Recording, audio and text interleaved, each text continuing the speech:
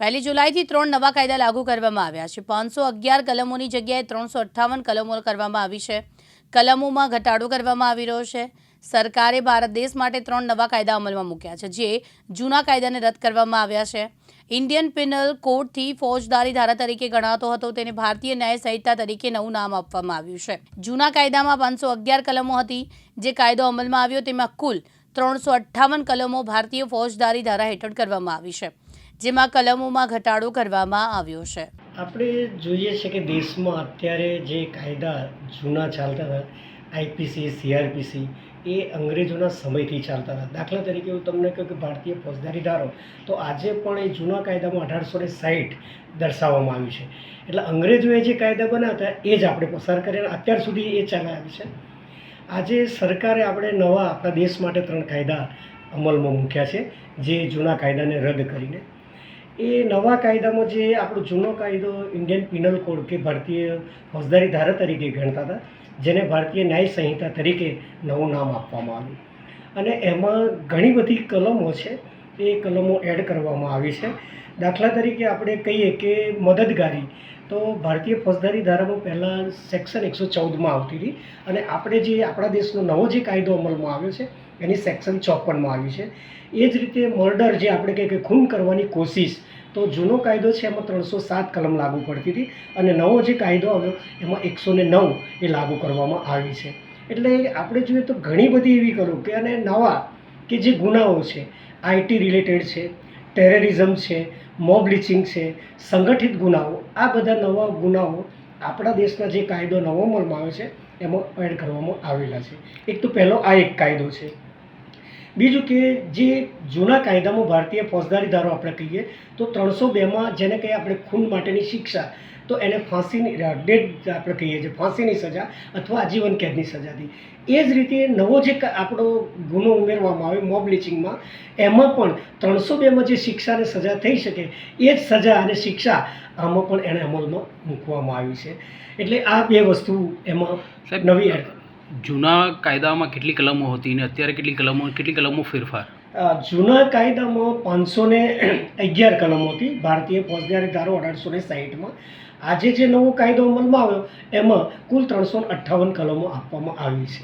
એટલે 511માંથી ઘટાડી, કવર તો બધું જ કરી લીધું છે, પણ 511માંથી ઘટાડીને 358 કલમ ભારતીય ફોજદારી ધારામાં કરવામાં આવેલી છે। બીજો જે કાયદો છે આપણો ભારતીય ફોજદારી કાર્યવાહીનો કાયદો, કે જે 1973માં પસાર કરવામાં આવેલો, અને એ કાયદામાં ફેરફાર કરીને એને નવું નામ આપીને આજથી આપણી સરકારે ભારતીય નાગરિક સુરક્ષા સંહિતા નામ આપી અને એનો અમલ શરૂ કરવામાં આવેલો છે। એટલે એમાં જે પોલીસની કામગીરી છે, પોલીસનું સ્ટેટમેન્ટ લેવાનું, આમાં પણ 1973નો કાયદો જે આજે અત્યાર સુધી ભણાવતા હતા એ કાયદામાં ફેરફાર કરી અને નવો કાયદો અમલમાં કરવામાં આવેલો છે। ત્રીજો, આપણી કોર્ટમાં જે કાયદો ચાલે ને કોર્ટની અંદર જે પુરાવાનો અધિનિયમ છે ને કે એવિડન્સ એક્ટ, તો એવિડન્સ એક્ટ પણ એ અંગ્રેજોના સમયનો કાયદો હતો, અને એ કાયદામાં ફેરફાર કરી આપણી પાર્લામેન્ટને નવો કાયદો પસાર કરી અને ભારતીય સાક્ષ્ય અધિનિયમ એવું નામ આપી અને 1 જુલાઈ 2024થી એનો પણ અમલમાં કરવામાં આવે છે। જૂના પુરાવામાં કાયદામાં આપણે જોઈએ તો આઈટી, જેને કે ભાઈ મોબાઈલમાંથી કે ક્લિપમાંથી કે કોઈ પણ હોય એના માટેની કોઈ જોગવાઈ નથી, તો આઈટીને લાગુ પાડવા માટે પણ આ કાયદામાં જોગવાઈ કરવામાં આવેલી છે।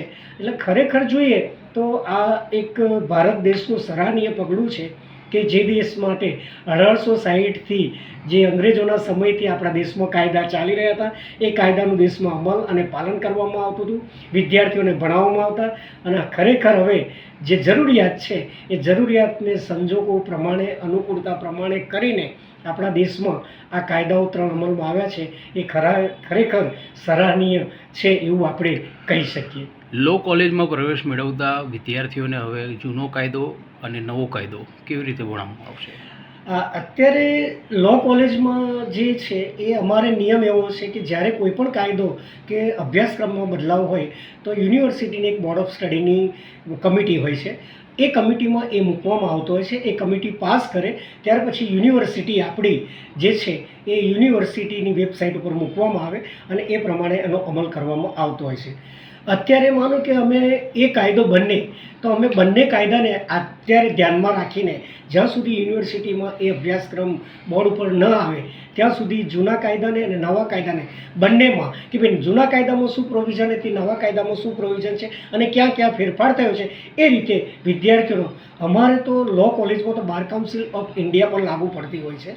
બાર કાઉન્સિલ ઓફ ઇન્ડિયાએ પણ 2024થી આ ત્રણ કાયદા જે લો કોલેજો છે એ લો કોલેજોનો અમલ કરવાનો આદેશ પણ પત્ર પણ કરવામાં આવેલો છે અને એના આધારે એનો અમલ કરવામાં આવશે.